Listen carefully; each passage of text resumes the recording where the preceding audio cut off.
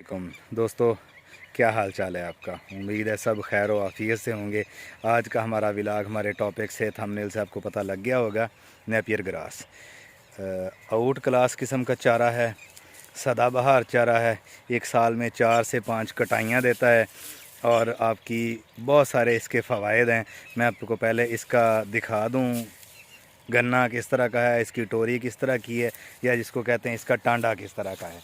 अब ये देख लें, मेरे पीछे 5'5" मेरी हाइट है और ये मेरे से डबल हाइट पे खड़ा है। ये ऑलमोस्ट भी 10 फुट इसकी हाइट है और ये बीज लगाने के लिए तैयार है। बेसिकली आज के व्लॉग का मकसद ये है कि नेपियर की काश्त पे लोगों को मोटिवेट किया जाए, लोगों को इसके बारे में थोड़ी सी आगाही दी जाए।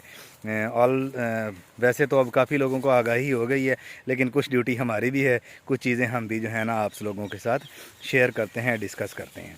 तो ये नेपियर ग्रास है, ये बीज के लिए तैयार है और यहाँ से ही काट के इसका जो है वो बीज भी बनाया जा रहा है। ये देख लें, ज़बरदस्त किस्म का। पहले एक ट्रेंड होता था हमारे यहाँ के आखिरी दिनों में, जब चारे की कमी होती थी तो कमाद लोग काट के वो खिला देते थे और इस तरह की चीज़ें जो है ना वो फसलें खिलाई जाती थी।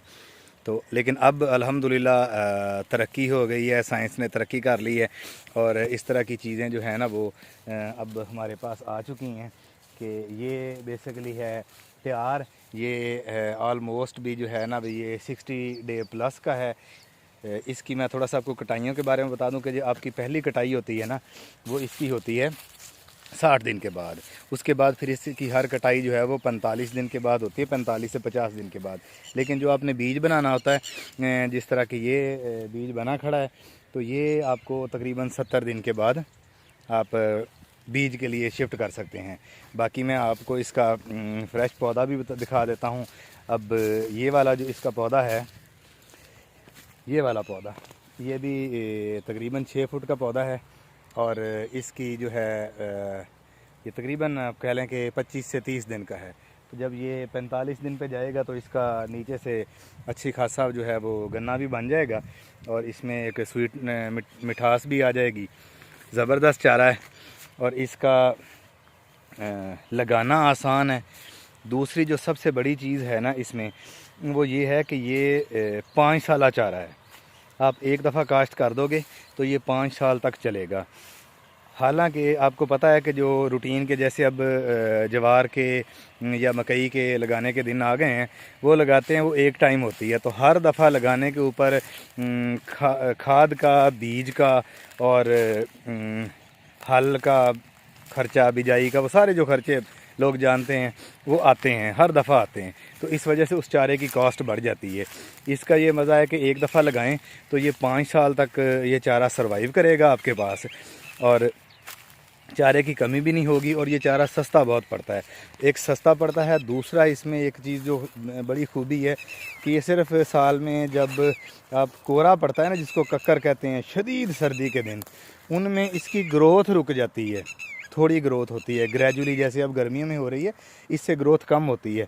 बाकी पूरा साल हर मौसम में ये ज़बरदस्त किस्म का अपनी ग्रोथ करता है और आप इसके साथ जो है ना, आप अगर नेपियर आप लगा लेते हैं तो आपको किसी दूसरे चारे की ज़रूरत नहीं है। सब्ज़ चारों में सबसे ज़्यादा प्रोटीन जो होता है वो लूसन में होता है, उसके बाद दूसरा नंबर इसका है। हालांकि कहा यह जाता है कि इसमें 22-23% प्रोटीन है, लेकिन वो प्रोटीन का जो क्वालिटी आप कह लें लूसन में होती है वो सबसे बेहतर है।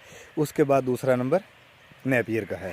अब इसको लगाया किस तरह जाता है, क्या सीन होता है, हम वो भी आपको दिखाते हैं। चूँकि हमारे यहाँ लग रहा था नेपियर, तो मैंने कहा कि इसके ऊपर एक व्लॉग बना लें और जो है ना वो दोस्तों को सारी डिटेल इसकी शेयर करें। ये जनाब नेपियर का गन्ना है, ये आपको दिखा दें, देख लें। ये तकरीबन इसमें से पत्ते अलहदा कर दिए गए ऊपर से और ये 7 फुट का तकरीबन गन्ना है। ये जिस तरह खेलियाँ निकालते हैं उस तरह खेलियाँ निकाल के उसमें ये गन्ने रख दिए गए हैं, एक एक दो दो करके। जो ज़रा हैवी किस्म का है वो सिंगल रख दिया गया, जहाँ से वो ज़रा कमज़ोर है तो वहाँ पे डबल कर दिया गया। ये सारी खेलियाँ जिस तरह हम कमाद नहीं लगाते थे, हमारे बहुत सारे दोस्त जो देहाती बैकग्राउंड रखते हैं, ज़िम्मेदारी से जिनका ताल्लुक़ है, जिस तरह कमाद लगाते थे उसी तरह है। अब कुछ लोग इसकी जो है ना वो जैसे गन्ने की पोरियाँ बनाई जाती हैं 2-2 गांठों के साथ, ये गांठ हो गई, ये गांठ होगी, यहाँ से काट के ठीक है इसकी पोरी बन जाएगी, वो दरमियान में फेंक देते हैं। कुछ लोग ये करते हैं कि जिनके पास बीज ज़रा वाफर होता है, अपना ही होता है, वो सारा पूरे का पूरे गन्ने को ही ना दबा देते हैं और उसके बाद इसके ऊपर पाँव से इस तरह ऐसे करके इसको थोड़ा थोड़ा ज़मीन में दबा दिया जाता है। ये देखें जैसे मैं आपको करके दिखा रहा हूँ, ऐसे करके इसको ज़मीन में दबा दिया जाएगा। ये चला गया जनाब मिट्टी में। अब इसके ऊपर पानी डाल दिया जाएगा। ये इस वाली साइड पे आप देखें ये सारा ज़मीन में डाला हुआ है, ठीक है। इसके ऊपर हल्की हल्की मिट्टी डाल दी गई है।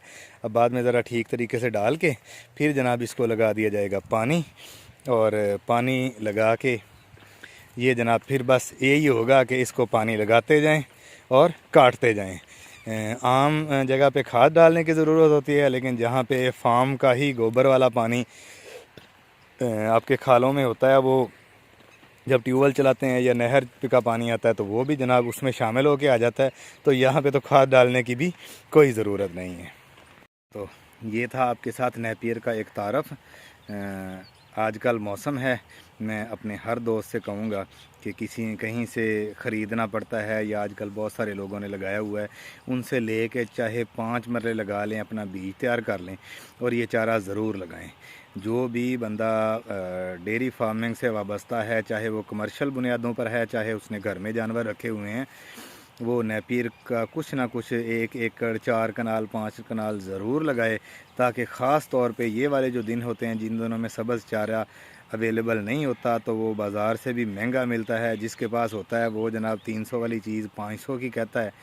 तो इन चीज़ों से बचने के लिए ज़रूरी है कि आप लोग अपने पास नेपियर की काश्त करें और इस तरह के मौसम में चारे की फ़िक्र से आज़ाद हों।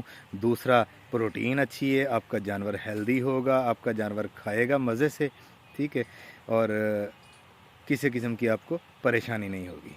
तो ये था हमारा आज का एक व्लॉग। बहुत शुक्रिया जी, अपनी दुआओं में रखें याद। जज़ाकल्लाह, अल्लाह हाफ़िज़।